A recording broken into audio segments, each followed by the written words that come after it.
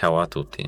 Oggi ho qui le Marshall Monitor 3 e vi mostrerò come gestire la funzione di spegnimento automatico.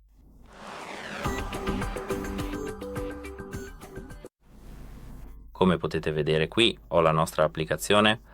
Questa applicazione si chiama Marshall Bluetooth. Qui dovete scorrere verso il basso finché non vedete il timer di spegnimento. Toccatelo. Spegnimento automatico. Potete disattivarlo oppure attivarlo. Come potete vedere qui ho l'opzione quando connesso è in pausa. Imposta per quanto tempo le cuffie possono rimanere in pausa prima di spegnersi. Puoi toccare e selezionare il tempo in minuti esatti. Puoi toccare qui per impostare il tempo di standby. Qui ho l'opzione quando non connesso. Imposta per quanto tempo le cuffie possono rimanere scollegate prima di spegnersi. E qui la stessa cosa. Imposta la modalità standby sicura.